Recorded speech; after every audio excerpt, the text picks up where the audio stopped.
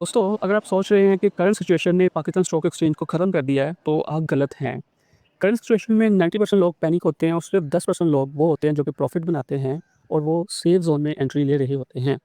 दोस्तों, जब हर तरफ मार्केट रेड थी, तब एक स्टॉक ने अपना स्पॉट स्ट्रॉन्गली पकड़ के रखा हुआ है और उस कंपनी की बोर्ड रूम में ऐसी प्लानिंग चल रही है जो कि उसकी वैल्यूएशन को 20% तक पुश कर सकती है।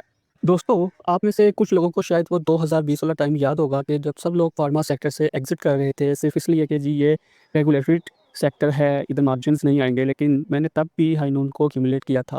वो भी सिर्फ़ इस वजह से क्योंकि ये डेबिट फ्री कंपनी थी और इनका कैश फ्लो इतना स्ट्रॉन्ग था कि डिविडेंड देने के बाद भी इनके पास कैश बच जाता था।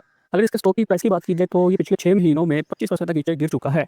लेकिन हकीकत में ये एक कंसोलिडेशन है। अभी पिछले हफ्ते ही मेरे व्हाट्सएप ग्रुप में बात हो रही थी कि भई ये स्टॉक अब अपना बॉटम बनाना शुरू कर दिया है। लेकिन कुछ लोगों ने इसको इतना सीरियस नहीं लिया, लेकिन आप आज देख सकते हैं कि ये 2.90% तक रिकवर भी कर चुका है। अच्छा, बस ये वो स्टेज होती है जहाँ पे जो रिटेल इन्वेस्टर्स होते हैं ना वो घबरा के निकल जाते हैं, लेकिन जो स्मार्ट इन्वेस्टर्स होते हैं वो ना तुक्के से इसको एक्यूमुलेट कर रहे होते हैं।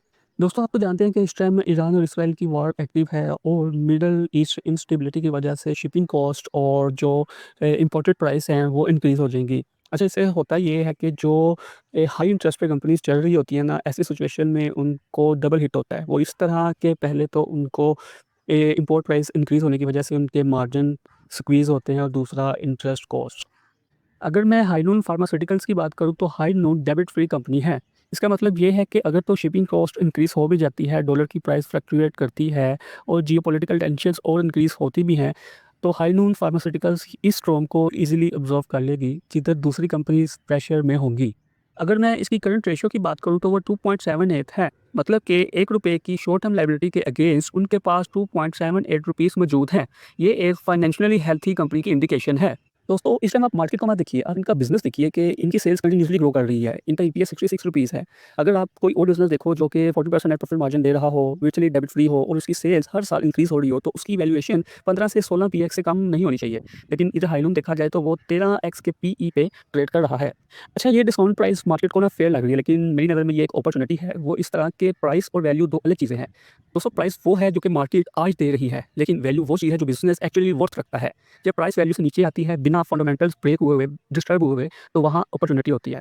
अच्छा दोस्तों, 6 अप्रैल बहुत इम्पोर्टेंट है क्योंकि तब उनकी बोर्ड मीटिंग है और इस बोर्ड मीटिंग में 3 चीज़ें एक्सपेक्टेड हैं।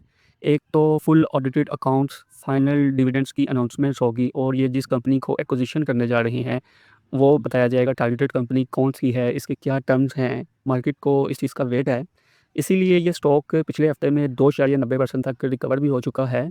ये इस चीज़ की इंडिकेशन है कि स्मार्ट मनी स्लोली अपनी पोज़ीशन बिल्ड कर रही है। अच्छा दोस्तों, इधर मैं एक और बात आपके साथ क्लियर करता जाऊँ कि अगर तो डिविडेंड एक्सपेक्टेशन से कम आया या एक्विजिशन डिटेल्स डिसअपॉइंटिंग रहती हैं, तो शॉर्ट टर्म में सेल ऑफ भी आ सकता है।